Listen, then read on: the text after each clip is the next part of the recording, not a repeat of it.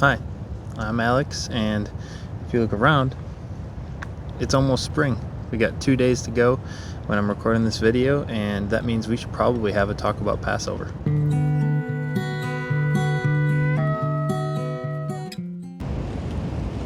So let's talk about Passover.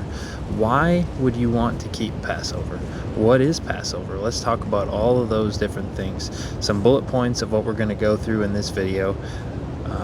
But why to keep Passover? Why would you want to keep a feast that most people today don't know or they think is Jewish?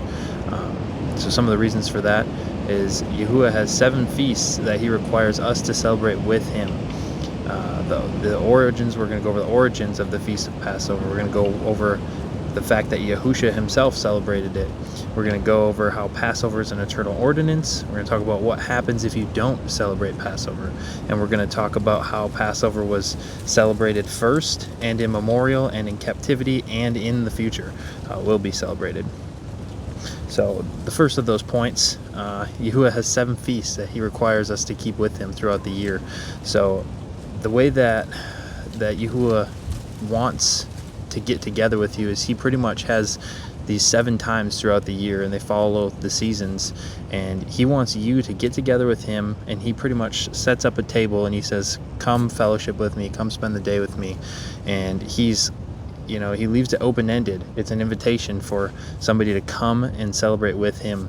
And I mean, we all have parents, and if they said, hey, I want you to come and be here on this day and spend the day with me, you'd probably make the time for it, especially if it's something good that you want to do. And so Yahuwah's feasts are amazing, and so we want to make the time to be there when he says to be there, and make it an appointment. That's what it is. It's an appointment. So it's the first of those 7 feasts, Passover.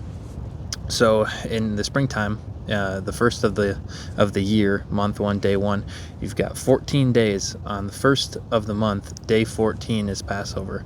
So if we look here in Leviticus 23, it says, and Yahuwah spoke unto Moses, saying, speak to the children of Israel, and say unto them concerning the feasts of Yahuwah, which ye shall proclaim to be set apart convocations, even these are my feasts.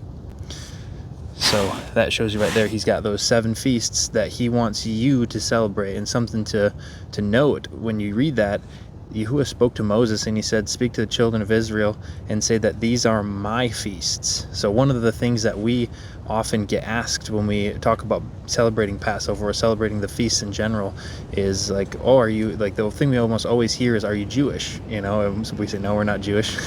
It's not a Jewish feast. It's the Father's feast. It's Yahuwah's feasts.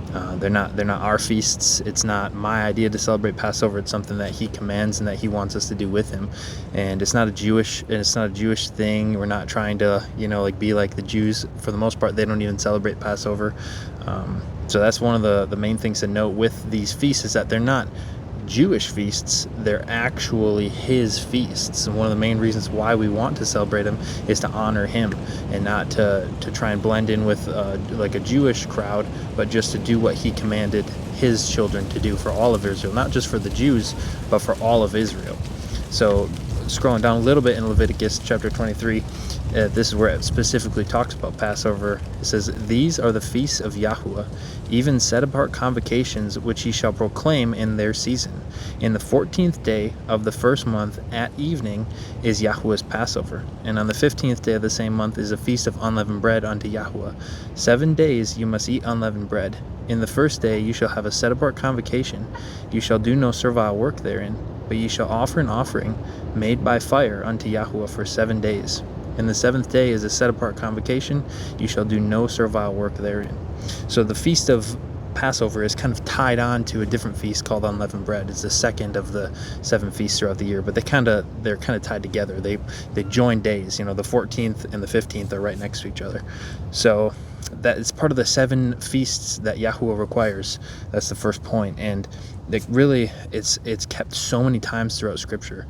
It's in over, I think, like over 10 books of the Bible. It talks about Passover, or talks about multiple times where people did keep Passover. So let's talk about the origins of Passover. Where did Passover come from? Why is it something that Yahuwah ordained? And what's the point of it?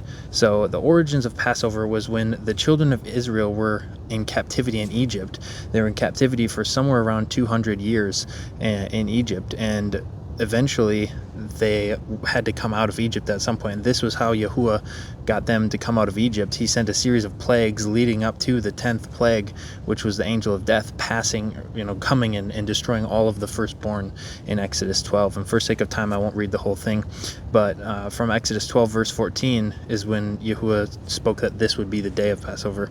And that was, they kept Passover that evening. The angel of death passed over, and it passed over them, but it killed all of the firstborn children of the land of Egypt, of people who didn't partake in the feast of Passover and do all of the rites and things that you're supposed to do that Yahuwah commanded. So Exodus 12 verse 14, and this day shall be unto you for a memorial, and you shall keep it a feast to Yahuwah throughout your generations. You shall keep it a feast by an ordinance forever. So it's a feast. So what happened in the Passover story is, and I would highly encourage you to read Exodus 12, the whole chapter, even the whole book, but for the sake of time, I won't read the whole thing today.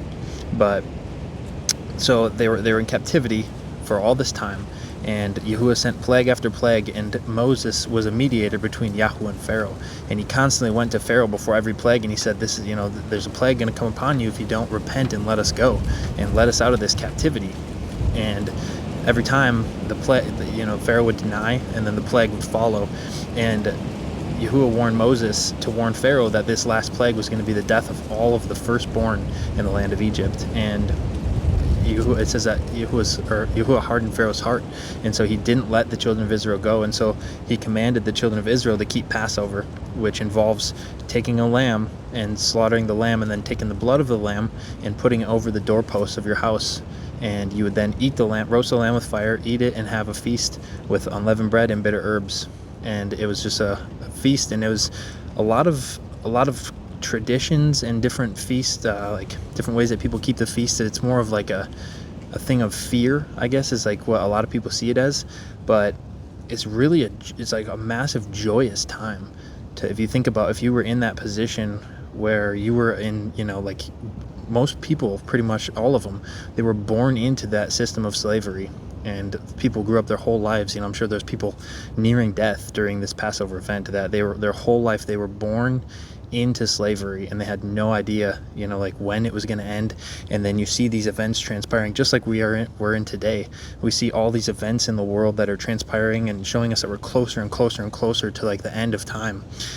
But for us, we don't see like when that end is exactly going to happen. We're just waiting patiently for our deliverance, just like they were in the Exodus. And so you see, we're looking around, we're like, when is all this stuff going to happen?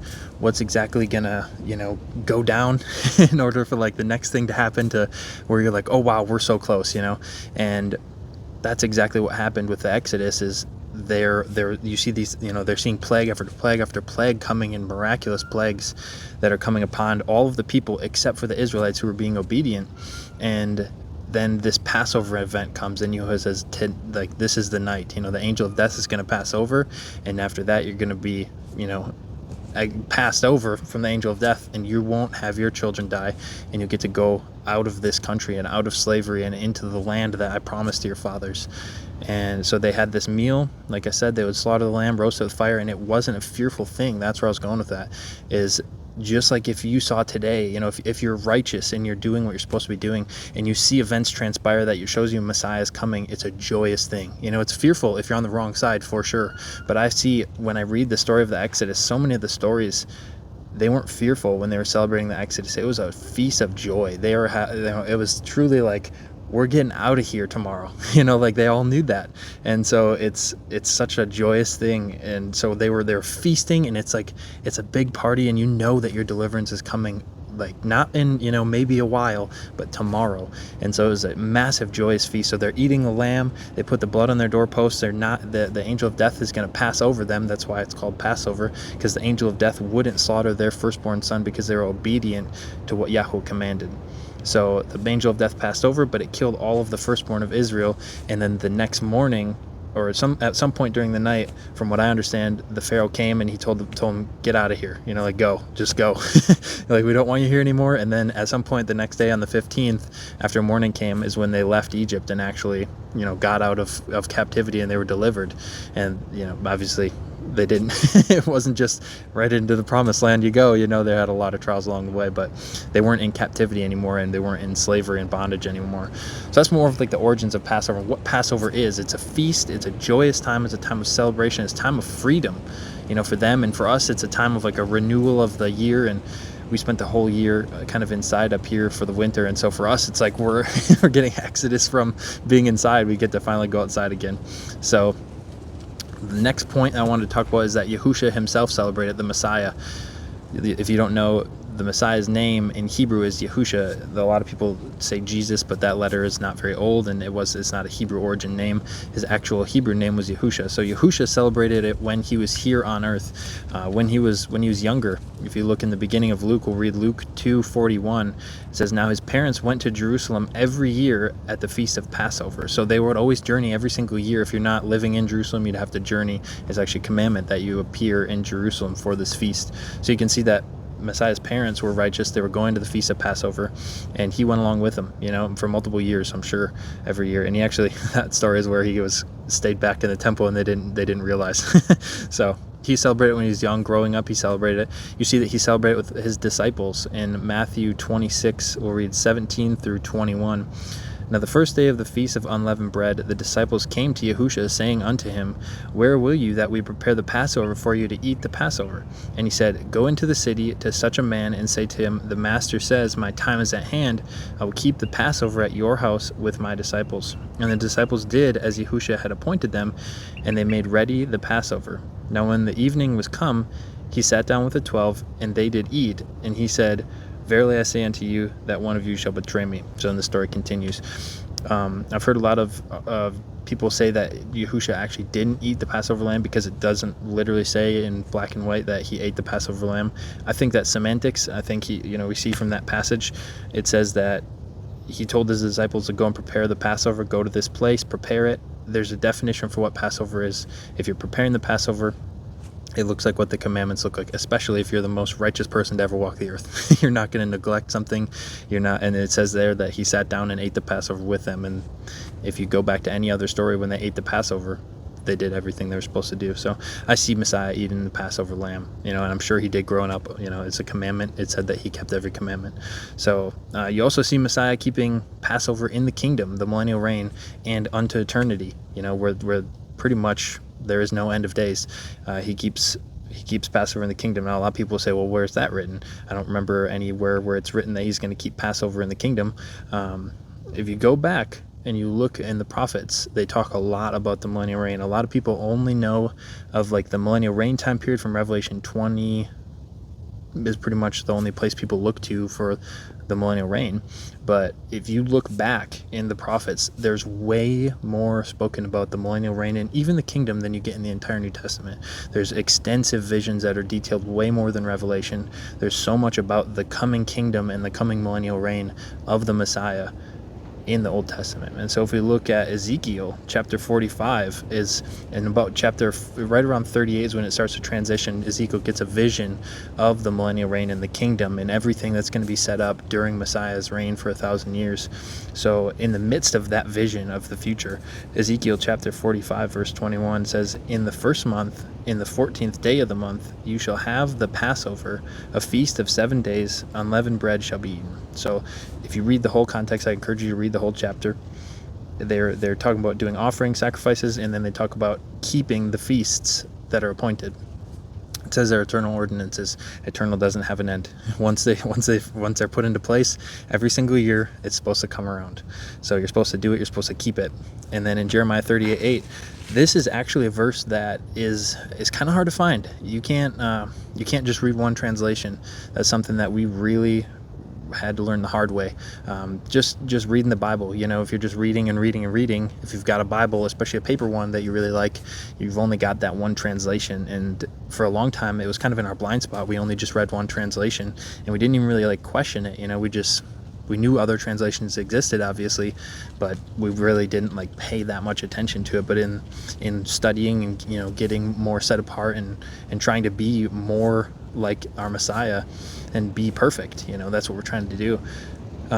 We found that it's extremely important to cross-reference different translations, and not only for just like, I guess, trying to make sure that, you know, one translation's not like trying to pull the wool over your eyes in a sense, or like, you know, trying to hide something, or has a sneaky little, because a lot of them do take things out and, you know, manipulate verses to kind of seem different, or translator biases. Some of the translators had a bias, and I haven't found one yet that I haven't caught where somewhere they're bending something or twisting something in order to make it say what the consensus is, you know. So I haven't found a completely unbiased translation yet. I found a lot that are close, but this verse coming up here, Jeremiah 38:8, if you read it in the KJV, I didn't grab it for this video, but if you read it in the KJV, it doesn't talk about Passover. But if you read it in the Septuagint, Jeremiah 38:8, it says, "Behold, I will bring them from the north, and will gather them from the ends of the earth to the feast of the Passover, and the people shall beget a great multitude, and they shall return here."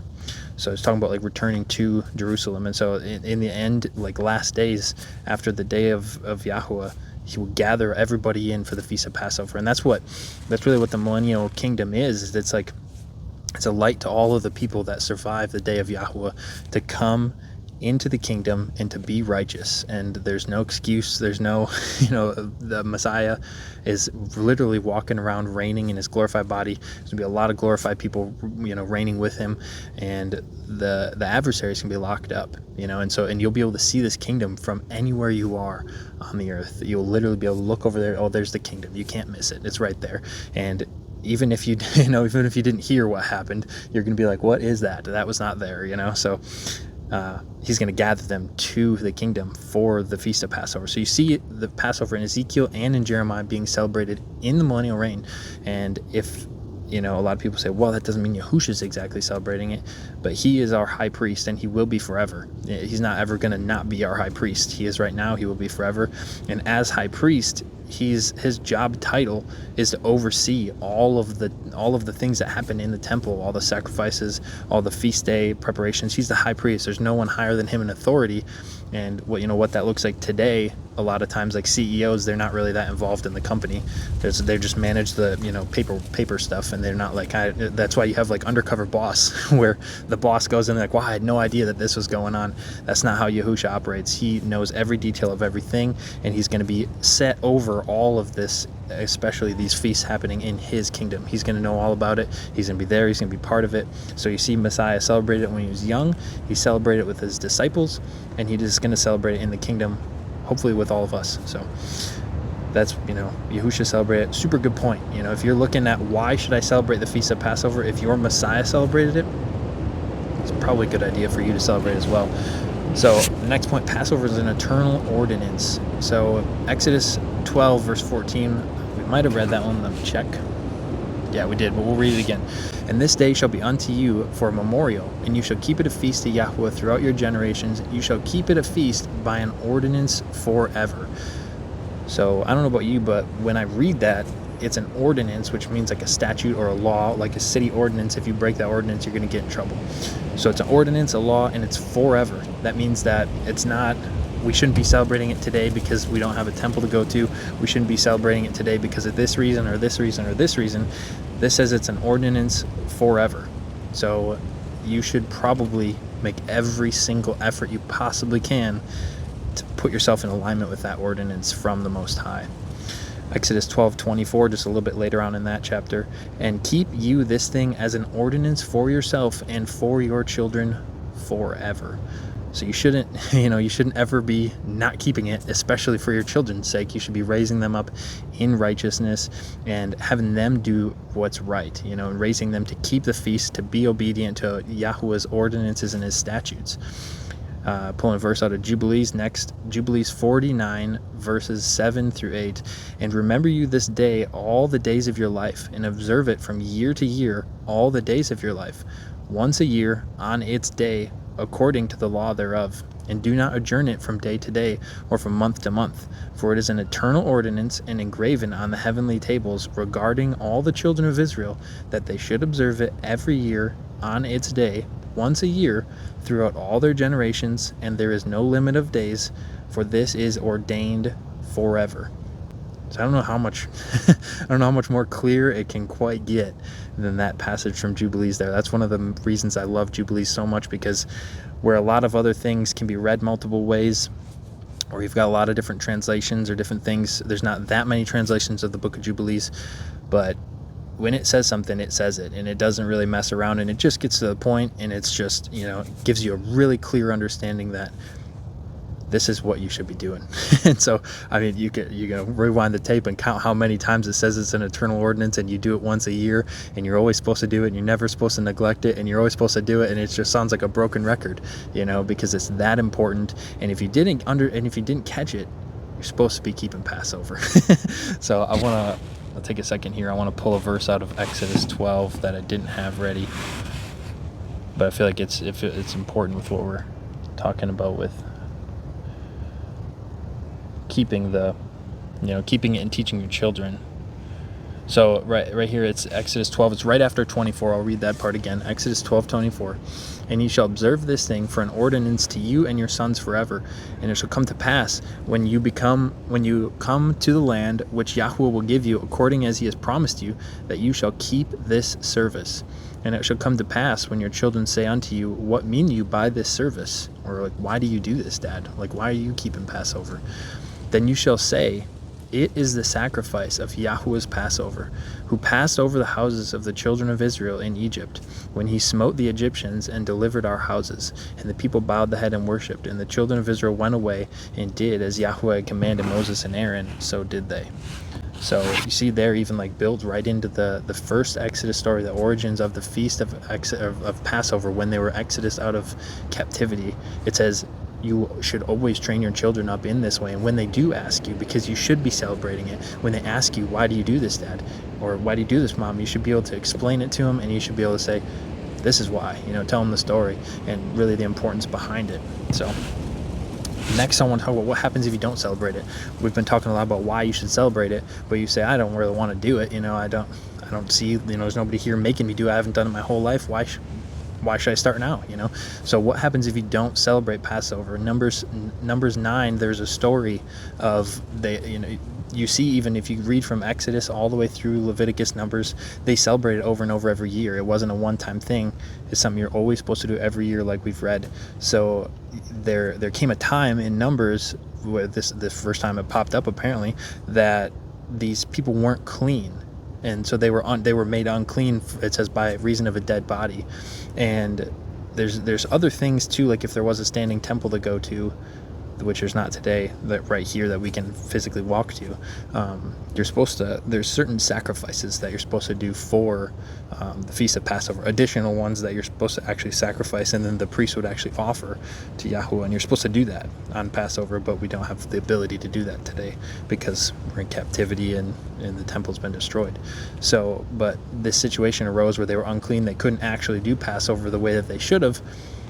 And they said, what do we do now? Like, we shouldn't be able to, or they're kind of getting gypped out of the feast day. It's how they felt, So they said, what should we do? How do we make this right?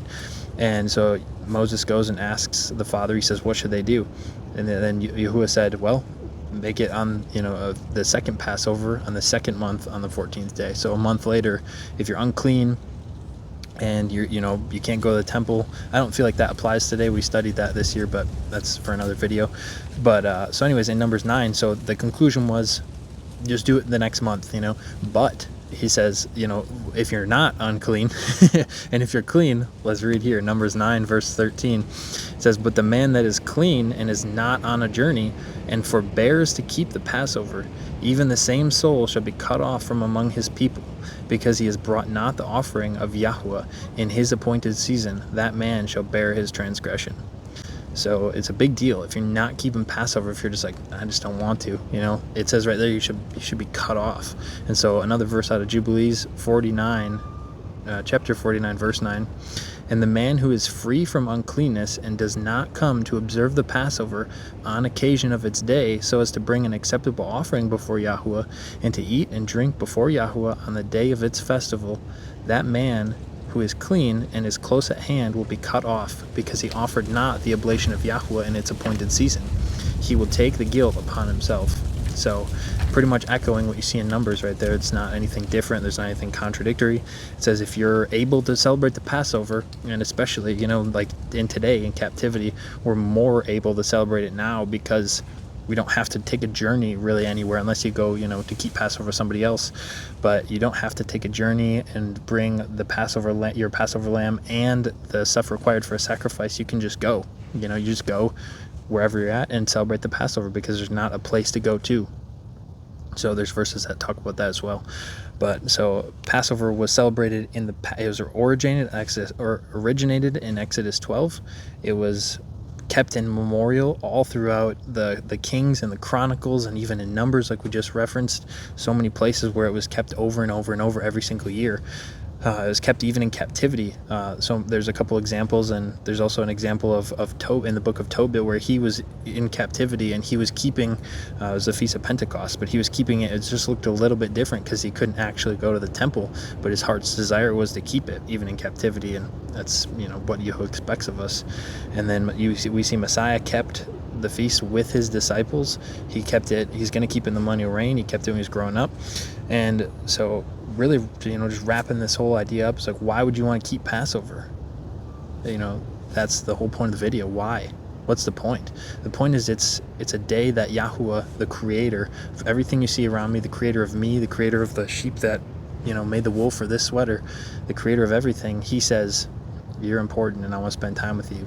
And he said, I set up 7 times during the year, apart from the weekly Sabbath. Every single week you're supposed to rest, but he has 7 days that go track with the seasons that you're supposed to be mindful of his creation and celebrate it in the way that he commands you. So he commands us to celebrate a time with him, and it's important to make the time for the creator, because what would that mean if you just said, I just don't have time for you? Maybe he won't have time for you. And that's really what it comes down to, is if you just do whatever you want and you don't live in accordance with his ways. There's some scary verses out of the Gospels, like the one that I don't have that pulled up here, but Messiah says, depart from me, I never knew you, you workers of iniquity. The beginning of that verse says, not everyone that says to me, Master, Master, will enter into the kingdom. It's about those who hear and do what Yahuwah says and what the Son says. So a verse that I wanted to look at, wrapping up, this one point, so many of these points can stand on their own as to why you should celebrate Passover. There's so many reasons, it's given to you in the instructions to do it forever, but I think this one is more than enough to do it for me. So I'll see what you guys think. So to really think about this, I'll leave it with this. 1 John 2:1-6. My little children, these things I write unto you, that you transgress not. And if anyone transgresses, we have an advocate with the Father, Yahushua the Messiah, the righteous. And he is the propitiation for our transgressions, and not for ours only, but also for the transgressions of the whole world. And hereby do we know that we know him, if we keep his commandments. He that says, I know him, and keeps not his commandments is a liar, and the truth is not in him. But whoso keeps his word, in him verily is the love of Yahuwah perfected. Hereby we know that we are in him. He that says he abides in him ought himself also to walk even as he walked. And that last part there is what I really wanted to leave you with. It says that he that says he abides in him ought himself also so to walk even as he walked. If you want to abide in Messiah, then it says that you ought to walk even as he walked. And we see clearly that Yahushua kept the Passover growing up. He kept the commandments of his Father. He was obedient. He kept it with his disciples, the people he was teaching to go out and teach the nations. He kept it with them. He showed them how to do it. I'm sure they probably already knew, but who better to learn from? And we see that he already is the head over what's going to happen in the future. There's nobody higher in authority than him. And he didn't stop the Passover. He didn't say, we're not doing that anymore. I've fulfilled a sacrifice. He said, this is what's going to happen. It was written long before he came and walked the earth, that they would be celebrated in the kingdom and that he would be head over the entirety of it. He's going to be keeping Passover with us in the kingdom forever, every single year. So I'll read that last part again and leave you with that. He that says he abides in him ought himself also to walk even as he walked. Shalom.